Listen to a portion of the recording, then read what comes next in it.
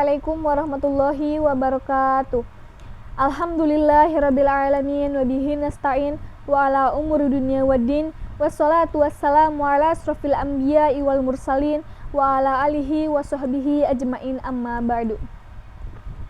Segala puji bagi Allah yang telah memberikan kepada kita begitu banyak nikmat yang tak terhitung jumlahnya, dari nikmat iman, nikmat Islam, nikmat kesehatan, serta nikmat kesempatan untuk berkumpul bersama dalam majelis yang berkah ini.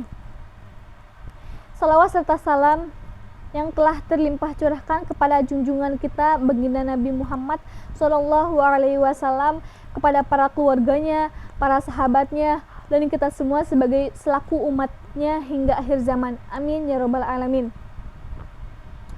Hadirin yang berbahagia, pernahkah kita berhenti sejenak dan memikirkan berapa banyak nikmat yang Allah berikan kepada kita setiap hari?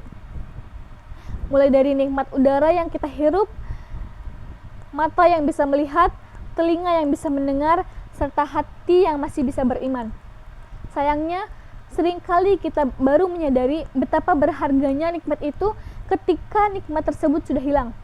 Allah Subhanahu wa Ta'ala telah berfirman dalam surah Ibrahim ayat 7. Bismillahirrahmanirrahim. La in syakartum la azidannakum wa la in kafartum inna azabi lasyadid.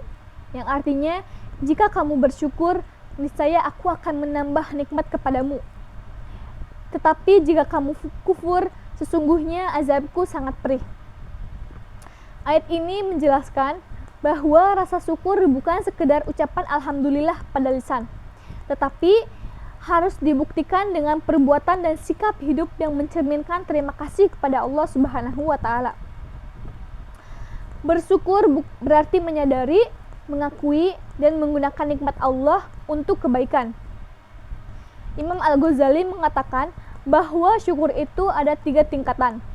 Yang pertama, syukur dengan hati, yaitu menyadari bahwa semua nikmat berasal dari Allah, bukan dari usaha kita sendiri. Yang kedua, syukur dengan lisan, yaitu dengan memuji Allah dengan ucapan seperti Alhamdulillah.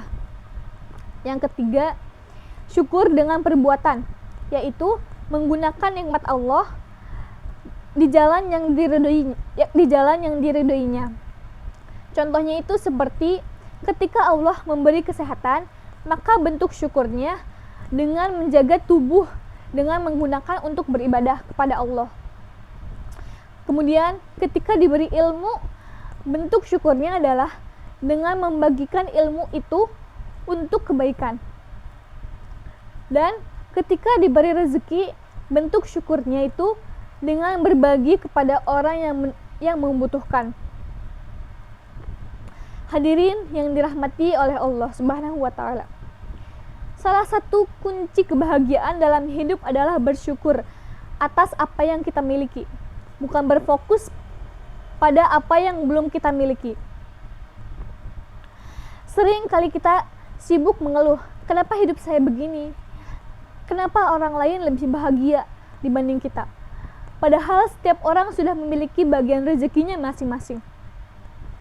Rasulullah SAW pernah bersabda dalam hadis riwayat Muslim, lihatlah kepada orang yang lebih rendah darimu dan jangan melihat kepada orang yang lebih tinggi darimu, karena hal itu akan membuatmu lebih mudah untuk tidak meremehkan nikmat Allah. Hadis ini mengajarkan kepada kita untuk melihat ke bawah agar hati kita selalu tenang. Orang yang bersyukur hidupnya damai, tidak mudah iri, dan selalu merasa cukup. Sedangkan orang yang kufur, seberapa banyak pun harta yang ia miliki, maka tetap merasa kurang dan tidak bahagia selamanya. Contoh nikmat syukur dalam kehidupan kita sehari-hari, seperti dalam kehidupan sehari-hari banyak sekali bentuk syukur sederhana yang bisa kita lakukan. Yang pertama itu bangun pagi dengan mengucapkan Alhamdulillah, Alhamdulillahillazi ahyana, sebagai tanda syukur masih diberi kehidupan. Kemudian makan dan minum dengan adab yang benar, karena itu juga bentuk menghargai nikmat Allah. Kemudian menolong orang lain, sebab Menebar kebaikan adalah cara kita menggunakan nikmat waktu dan tenaga dengan benar, dan tidak mengeluh ketika mendapat ujian, karena ujian juga bagian dari kasih sayang Allah untuk menguatkan kita. Bahkan dalam hal sekecil apapun, seperti bisa tersenyum hari ini dan bernafas dengan lega, atau masih punya orang tua yang mendoakan, semuanya patut disyukuri oleh kita. Hadirin yang berbahagia, marilah kita jadikan rasa syukur sebagai gaya hidup, bukan hanya reaksi sesaat.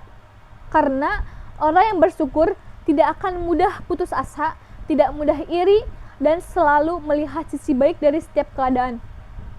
Ingatlah, semakin banyak kita bersyukur, maka semakin banyak pula nikmat yang Allah tambahkan kepada kita. Semoga kita semua termasuk golongan hamba-hamba Allah yang selalu bersyukur dalam keadaan apapun, baik senang maupun susah. Dan semoga Allah senantiasa melimpahkan rahmat dan keberkahan dalam kehidupan kita. Sekian dari saya, kurang lebihnya mohon maaf. Wassalamualaikum warahmatullahi wabarakatuh.